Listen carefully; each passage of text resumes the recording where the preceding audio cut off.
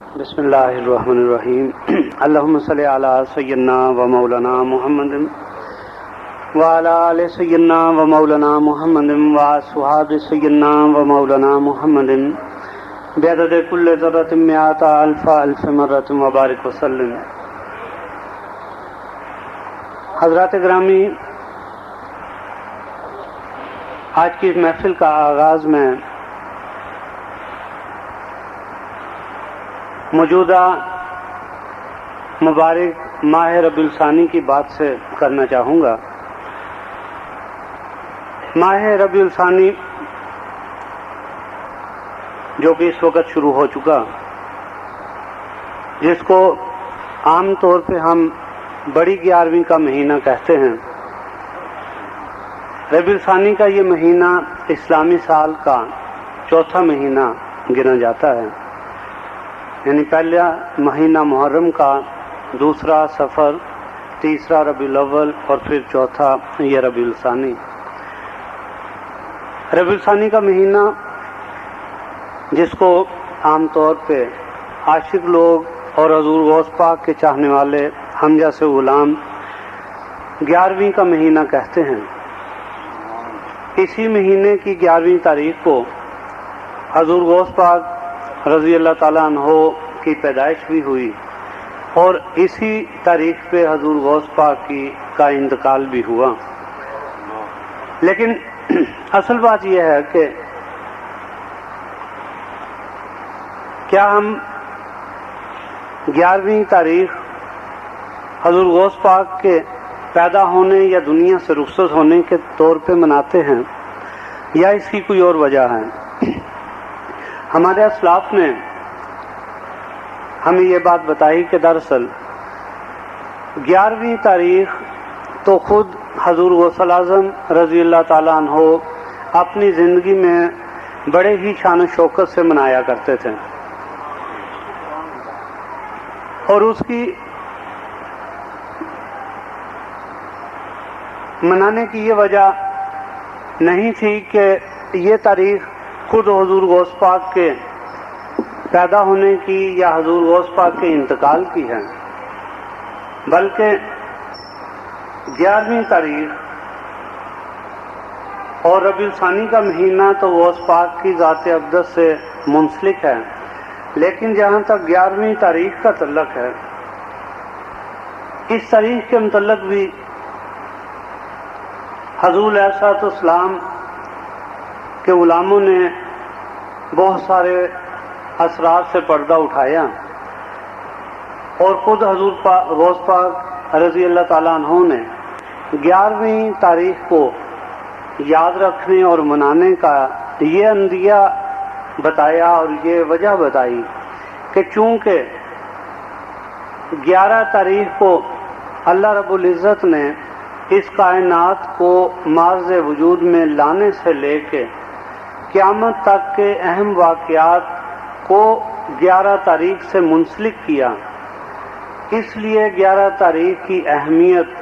جو تھی وہ حضور غوث پاک نے واضح فرمائی، اور حضور غوث پاک اپنی زندگی کا ہر اہم کام، بلکہ ہر مہینے کی 11 کو آپ اس تاریخ پہ اللہ کے ذکر کا اہتمام کیا کرتے تھے۔ وجہ یہی تھی کہ اس تاریخ کو اللہ تعالیٰ نے کائنات کے بنانے میں جتنے بھی اہم کام کیے، حتیٰ کہ انبیاء کرام کو پیدا کرنے، انبیاء کرام کو زمین پر اتارنے اور دیگر تمام اہم واقعات کا تعلق چونکہ 11 تاریخ سے تھا، چاند کی 11 تاریخ سے تھا، اس لیے حضور غوث پاک نے اس تاریخ کو اپنی زندگی کا ایک ایسا اہم حصہ بنا لیا۔ چونکہ خود حضور غوث پاک کی پیدائش اور آپ کا دنیا سے جانا بھی اسی تاریخ کو ہوا، تو آپ نے اس تاریخ کو ہمیشہ اللہ کے ذکر کا حصہ بنایا، اور آپ کے مصاحبین، آپ کے غلام بھی اس تاریخ کو اہمیت دیتے رہے ہیں۔ حضور کے غلام ہر مہینے کی 11 تاریخ اسی شد و مت سے اور اسی شان و شوکت سے اور جن لوگوں کے گھروں میں 11 تاریخ کو، ہر مہینے کی 11 تاریخ کو محافل ہوتی ہیں، وہ اگر محافل کرتے ہیں تو ان کو آئندہ کے لیے یہ بات ذہن میں رکھنی چاہیے کہ تاریخ 11 جو ہے چاند کے مہینے کی، اس کی اہمیت صرف اور صرف حضور غوث پاک کی ذات اقدس سے نہیں، بلکہ دراصل اس کی اہمیت حضور غوث پاک نے دنیا والوں کو بتائی، اور خود حضور غوث پاک کے متعلق ایک ایسی روایت جو میں نے خود حضور علیہ الصلوۃ والسلام کے سفر معراج کی واقعات میں پڑھی کہ حضور علیہ الصلوۃ والسلام فرماتے ہیں کہ جب میں سفر معراج پر گیا تو میں نے ایک مقام پہ دیکھا کہ 2 بہت خوبصورت پرندے ہیں، ان دونوں کا ایک مقام ہے، ان میں سے ایک پرندہ جس کا رنگ سفید ہے اور وہ مکمل طور پہ سفید ہے، اس کے پر بھی سفید ہیں، اس کا جسم بھی سفید ہے، اور دوسرا جو پرندہ ہے وہ سبز رنگ میں ہے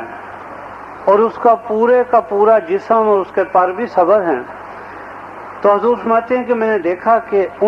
وہ پرندے اپنے مقام سے اڑتے ہیں تو تحت الثری تک وہ سفر کرتے ہیں اور اللہ تعالیٰ کے عجائبات کو دیکھتے ہیں، اللہ تعالیٰ کی زیارت کرتے ہیں، تو پھر واپس اپنے مقام پہ آ جاتے ہیں۔ تو حضور علیہ الصلوۃ والسلام فرماتے ہیں کہ میں نے جبرائیل سے معلوم کیا کہ جبرائیل یہ 2 پرندے جو ہیں یہ کون ہیں اور ان کو یہ اہمیت کیوں کر ملی؟ تو حضرت جبرائیل علیہ السلام نے عرض کی کہ یا رسول اللہ، یہ 2 پرندے وہ نیک روح ہیں جو آپ کی امت میں پیدا کیے جائیں گے اور آپ کی امت میں ان کا بڑا مقام ہوگا۔ تو جبرائیل نے عرض کی کہ یا رسول اللہ، ان میں ایک جو سبز رنگت والے ہیں وہ حضرت جنید بغدادی رحمۃ اللہ علیہ ہیں، جو آپ کی امت میں بہت بڑی مقام پہ فائز ہوں گے، اور دوسرے حضور عبد القادر جن کو لقب غوث الاعظم کا آپ کی امت میں دیا جائے گا وہ ہیں۔ تو وہ مقام جو حضور نے اپنی امت میں ان 2 ہستیوں کا دیکھا، حضرت غوث الاعظم رضی اللہ تعالیٰ عنہ کا اور حضرت جنید بغدادی رحمۃ اللہ علیہ کا، تو حضور غوث الاعظم نے 11ویں تاریخ کو منا کے دنیا والوں پہ یہ بات آشکارا کر دی کہ 11ویں کا مقصد صرف حضور غوث پاک کی ذات سے نہیں ہے، بلکہ اس تاریخ کا معاملہ تو ازل سے اللہ تعالیٰ نے اس تاریخ کو چنا، اور میں یہ سمجھتا ہوں کہ شاید حضور علیہ الصلوۃ والسلام کے ہمیشہ کے دور میں شاید سب سے اہم واقعہ حضور کے دور اقدس میں حضور کی بابرکت زندگی کے حوالے سے یہ ہوا کہ اس تاریخ کو اللہ تعالیٰ نے حضور کی امت کو غوث الاعظم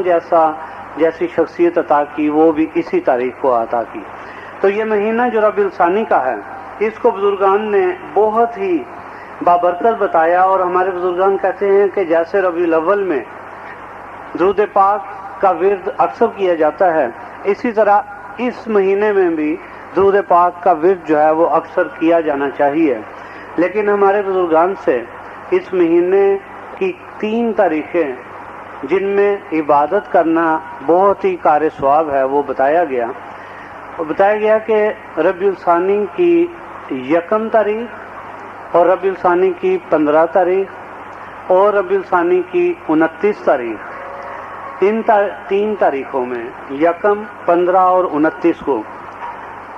حضور کا جو غلام بھی عشاء کے بعد 4 رکعت نفل ایک سلام کے ساتھ، یعنی 2 نفل پڑھ کے اتحیات مکمل پڑھ کے پھر وہ کھڑا ہو جائے گا اور پھر 2 نفل ادا کرے گا، اور پھر 4 رکعت نوافل ادا کرنے کے بعد جب وہ سلام پھیرے گا اور اس کے بعد وہ درود پاک پڑھ کے دعا مانگے گا، تو ہمارے مشائخ عظام یہ لکھتے ہیں کہ وہ جو دعا بھی مانگے گا اس کی وہ دعا قابل قبول ہوگی، رائے گاہ نہ جائے گی۔ اور یہ بھی فرمایا گیا کہ ان 4 رکعتوں میں سورہ فاتحہ کے ساتھ ہر رکعت میں 5 مرتبہ سورہ اخلاص ادا کی جائے تو ان نوافل کی شان اور ان نوافل کی برکات مزید بڑھ جاتی ہیں کہ ہر نفل میں سورہ فاتحہ کے بعد 5 مرتبہ سورہ اخلاص ادا کی جائے۔ تو حضرات گرامی، اب میں آؤں گا اپنے آج کی محفل کے سبق کی طرف۔ آج کا سبق بھی حسب سابق حضور پاک علیہ الصلوۃ والسلام کی چند احادیث ہیں۔ یہ احادیث نیکی، بھلائی اور حقوق العباد کے متعلق ہیں۔ پہلی حدیث جو نیکی کے اجر کے حوالے سے ہے، حضرت ابو ہریرہ رضی اللہ تعالی عنہ روایت کرتے ہیں کہ رسول کریم علیہ الصلوۃ والسلام نے فرمایا، ایک شخص راستے میں چلا جا رہا تھا کہ اسے راہ میں ایک کانٹے دار ٹہنی پڑی نظر آئی اور اس نے اسے اٹھا کر گزرگاہ سے دور کر دیا۔ تو حضور نے فرمایا کہ اللہ تعالیٰ نے اسے اس نیکی کا یہ اجر دیا کہ اسے بخش دیا۔ کتنا معمولی سا عمل اور کتنا بڑا انعام کہ اس اللہ کے بندے نے اس کانٹے دار جھاڑی کو اس نیت سے کہ کسی کو اس کے چبھنے سے تکلیف ہوگی راستے سے ہٹا دیا، اور حضور نے فرمایا کہ اس کا اجر یہ دیا گیا کہ اللہ تعالیٰ نے اس کو بخش دیا۔ اب یہ معلوم ہی نہیں ہمیں، حضور کو تو معلوم تھا کہ اس شخص کے گناہ کتنے ہوں گے، لیکن اس کے ایک عمل خیر سے اس کی بخشش ہو گئی۔ باہمی محبت اور شفقت جو مومنوں میں، مسلمانوں میں ہونی چاہیے۔ حضرت ابو موسیٰ اشعری رضی اللہ تعالیٰ عنہ فرماتے ہیں کہ رسول کریم علیہ الصلوۃ والسلام نے فرمایا، مومن باہم ایک دوسرے کے لیے ایسے ہیں جیسے عمارت میں ایک اینٹ دوسری اینٹ کو سہارا دیے ہوئے ہے اور اس عمارت کی پختگی کا باعث بنتی ہے۔ یعنی مومن کا ملنا جلنا اور مومن کا پیار ایک دوسرے سے ایسا ہونا چاہیے کہ ایسا معلوم ہو کہ یہ ایک ہی ہیں، ان میں کوئی فرق نہیں۔ اسی طرح کی ایک اور حدیث مبارکہ جو حضرت نعمان بن بشیر رضی اللہ تعالیٰ عنہ روایت کرتے ہیں کہ رسول کریم علیہ الصلوۃ والسلام نے فرمایا، مومن آپس میں ایک دوسرے کے ساتھ مہربانی، محبت اور شفقت کرنے کی بنا پر جسم واحد کی طرح ہیں کہ اگر جسم کے ایک عضو میں درد ہو تو سارا جسم اس کی تکلیف میں شریک ہو جاتا ہے، بے خوابی ہو جاتی ہے اور بخار میں مبتلا ہو جاتا ہے۔ حضور علیہ الصلوۃ والسلام کی یہ مثال کیسی خوبصورت ہے کہ مومن وہی ہوگا جو کسی کی تکلیف کو اپنے اوپر طاری کر کے اس تکلیف کو میں اس مومن دوسرے بھائی مومن کا حصے دار بنے اور اس کی تکلیف کا ازالہ کرنے کے درپے ہو، اس کی تکلیف کو دور کرنے کے لیے کوشاں ہو، اور یہی مومن کی پہچان ہے اور یہی ہمارے لیے سبق ہے۔ حضرت ابن مسعود رضی اللہ تعالیٰ عنہ فرماتے ہیں کہ رسول کریم علیہ الصلوۃ والسلام کی خدمت میں ایک شخص حاضر ہوا اور آپ سے اپنے کسی گناہ کا ذکر کیا، تو اس ذکر کے اوپر اللہ تعالیٰ نے سورہ ہود کی آیت نمبر 114 عطا فرما دی اور فرمایا، نماز قائم کرو دن کے دونوں سروں پر اور کچھ رات گزرنے پر، در حقیقت نیکیاں برائیوں کو دور کر دیتی ہیں۔ اس شخص نے دریافت کیا، یا رسول اللہ یہ حکم کیا صرف میرے لیے ہے؟ تو آپ علیہ الصلوۃ والسلام نے فرمایا، یہ حکم میرے تمام امتیوں کے لیے ہے۔ تو اس قرآن پاک کے اس حکم سے ثابت یہ ہوا کہ ہم میں سے جو کوئی بھی کسی بھی طرح کا گناہ کر بیٹھے، اگر وہ قرآن کے اس حکم کو سامنے رکھ کے کہ وہ نماز قائم کر لیتا ہے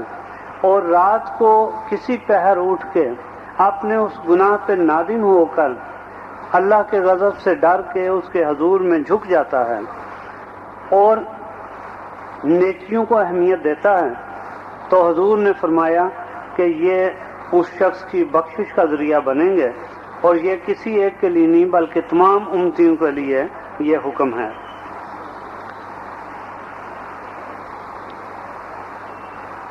حضرت ابو ہریرہ رضی اللہ تعالیٰ عنہ روایت کرتے ہیں کہ رسول کریم علیہ الصلوۃ والسلام نے فرمایا، جب تم میں سے کوئی کسی ایسے شخص کو دیکھے جسے مال اور تخلیق میں تم پر برتری عطا کی گئی ہو، تو حسد کرنے کی بجائے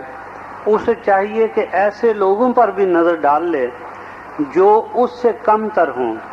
اور اللہ تعالیٰ کا شکر گزار ہوتے ہوئے اپنے سے کم تر کے ساتھ نیک سلوک کرے۔ مطلب یہ ہوا کہ اپنے سے اوپر دیکھ کے حسد نہ کرے اور کسی طرح کی غیر ضروری طمع یا تمنا نہ کرے، بلکہ جب ایسی بات آئے تو جو کچھ اللہ نے اسے دیا اس پہ وہ اپنے سے نیچے دیکھے کہ مجھ سے نیچے کیسے لوگ زندگی گزار رہے ہیں، اور جب ان کو اس بات کا اندازہ ہو جائے تو اللہ کے ہاں شکر ادا کرے۔ حضرت جبیر بن مطعم رضی اللہ تعالیٰ عنہ روایت کرتے ہیں کہ رسول کریم علیہ الصلوۃ والسلام نے فرمایا، قطع رحمی یعنی رشتہ داری منقطع کرنے والا جنت میں نہیں جائے گا، اور یہ بھی ہماری زندگی کا ایک اہم حصہ ہے کہ ہم اپنی شان کی خاطر یا اپنے ناک کی خاطر یا اپنی دنیاوی جاہ و حشم کی خاطر کسی بھی وجہ سے رشتہ داروں سے رشتہ داری منقطع کر لیتے ہیں،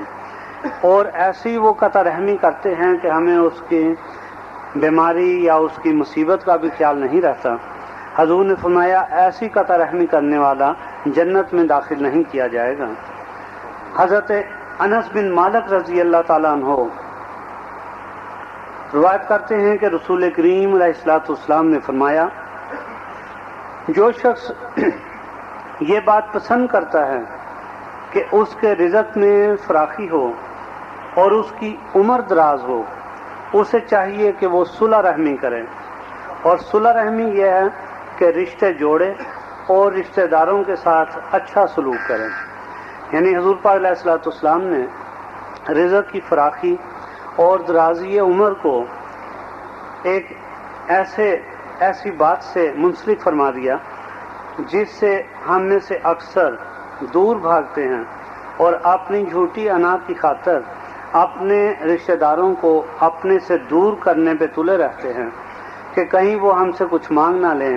یا ہماری دولت کو دیکھ کے وہ ہم سے کچھ طلب نہ کر بیٹھیں، یا ہمیں ان کی کوئی خدمت نہ کرنی پڑے۔ حضور نے فرمایا کہ اگر کوئی شخص رزق میں فراخی اور عمر میں درازی چاہتا ہے تو وہ رشتے جوڑے اور رشتہ داروں کے ساتھ اچھا سلوک کرے۔ حضرات گرامی، یہ وہ چند احادیث تھی جن کا تعلق ہماری روزمرہ زندگیوں سے ہے، اور ہم ان احادیث پہ کتنا عمل کرتے ہیں۔ میرا خیال ہے کہ جب ہم یہ احادیث کو سنتے ہیں تو یقیناً ہم میں سے ہر ایک کے دل اور دماغ میں جو کچھ ہم کرتے ہیں وہ ان کے سامنے آ جاتا ہے، اور ان احادیث کی روشنی میں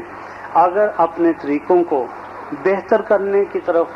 کوشش کی جائے تو یقیناً ہم اللہ اور اس کے رسول کے احکامات کو پہ عمل کرنے والے بنیں گے، اور جب اللہ اور اس کے رسول کی اطاعت کرنے والے بن جائیں گے تو پھر ہمیں اللہ اور اس کے رسول کی طرف سے انعامات عطا ہوں گے۔ حضرت گرامی، یہ وہ چند حدیث تھی۔ سلسلہ سہروردیہ کے حوالے سے آخری بات یہ عرض کرنا چاہوں گا کہ سلسلہ سہروردیہ کے فیض و برکات کو دیکھتے ہوئے اور جو لوگ سلسلہ سہروردیہ میں شامل ہو رہے ہیں یا ہو چکے ہیں، ان کی کیفیات کو دیکھتے ہوئے الحمدللہ جو دوست سلسلے میں آئے ان کی کیفیات میں تبدیلی آئی، ان کے شب و روز زندگی گزارنے کے عمل میں تبدیلی آئی، ایک مثبت تبدیلی، ایک ایسی تبدیلی جو ان کے اپنے عزیز و اقارب، ان دوستوں کے گھر والوں کو اور ان کے دوستوں کو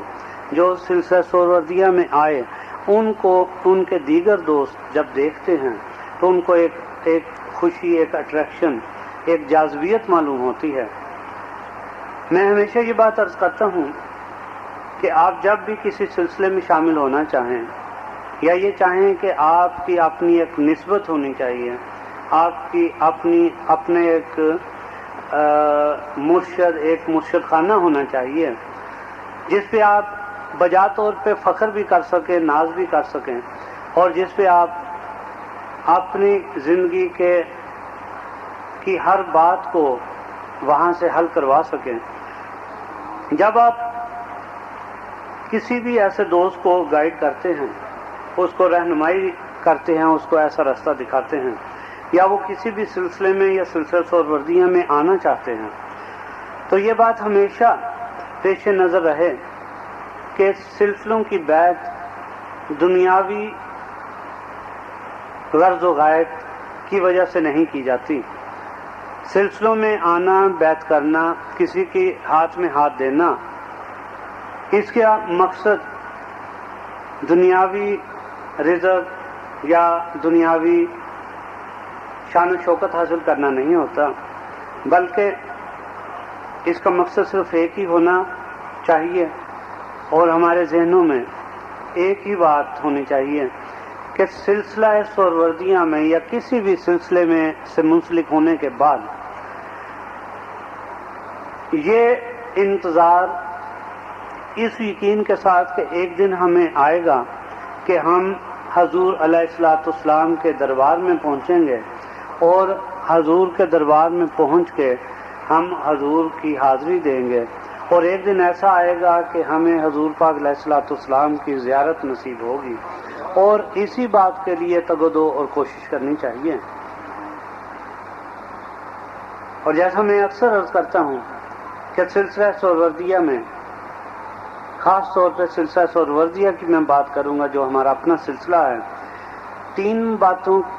کے انعامات عطا کیے جاتے ہیں جو صاحب خلوص اور محبت والا سلسلے کے ساتھ محبت کے ساتھ منسلک رہتا ہے، کہ اس کو ایک انعام تو یہ ہے کہ اس کو حضور علیہ الصلوۃ والسلام کی زیارت یقینی نصیب ہوتی ہے اگر وہ اس کی چاہت رکھتا ہے اور اس کے لیے دعا مانگتا رہتا ہے۔ اور دوسری بات یہ ہے کہ اس کو دنیا میں ہی، دنیا کی زندگی میں مرنے سے پہلے یقیناً حج، عمرہ اور حضور کے روضہ اقدس کی حاضری نصیب ہوتی ہے۔ اور تیسرا سب سے بڑا انعام، اہم بات وہ یہ کہ جب وہ دنیا سے رخصت ہونے والا ہوتا ہے تو اس کا اگلا مقام دکھا دیا جاتا ہے، کہ بندے جہاں پہ تو جائے گا یہ تیرا مقام ہے، تاکہ اگر اس کی زندگی کے چند سانس باقی ہیں اور اگر ابھی اس پہ موت کی کیفیت طاری نہیں، اور اگر اس کا مقام اس کے اصل مقام سے دور ہے، تو اب بھی وقت ہے کہ وہ معافی مانگ لے اور شاید اس کو اس مقام سے بہتر مقام عطا ہو جائے۔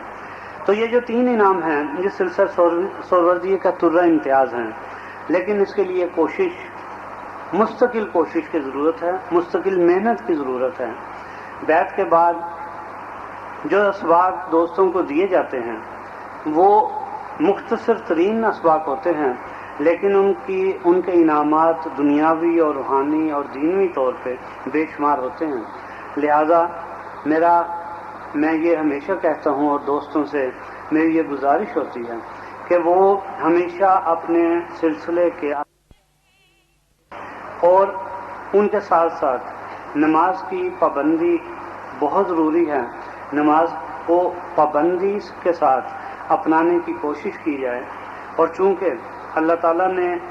ہمارے لیے پوری کائنات کو مسجد بنا دیا، مراد یہ ہوئی کہ ہم جہاں پہ بھی نماز کا وقت ہو جائے اس میں کوتاہی نہیں ہونی چاہیے، وضو کیا جائے اور نماز کی ادائیگی کی جائے۔ اس لیے کسی مقام تک پہنچنے کا انتظار کرنے سے بہتر ہے کہ جہاں پہ نماز کا وقت ہو جائے نماز ادا کر لی جائے۔ اللہ تعالیٰ آپ سب کو ہمت توفیق عطا فرمائے۔ آج بھی کچھ دوست ہمارے سلسلے میں شامل ہونے کے لیے تشریف لائے ہیں، انشاءاللہ سلام پڑھ کے اور دعا سے قبل ان دوستوں کو ہم سلسلے کا سبق دیں گے، اور میں یہ چاہوں گا کہ جو نئے ساتھی ہمارے سلسلے میں شامل ہو رہے ہیں، جس جوش اور جس جذبے سے، جس شوق سے وہ سلسلے میں آتے ہیں، اللہ تعالیٰ ان کے جوش کو قائم رکھیں، اور اس میں ضروری ہے ان پہ کہ وہ اپنی زندگیوں کو دینی اور اسلامی طریقے پہ ڈھالنے کی کوشش کریں۔ ہم یہ کوشش کرتے ہیں، اور ہمارے سہروردی دوست جو پرانے ہیں الحمدللہ ان کی زندگیاں ان نئے دوستوں کے لیے ایک نمونہ ہیں۔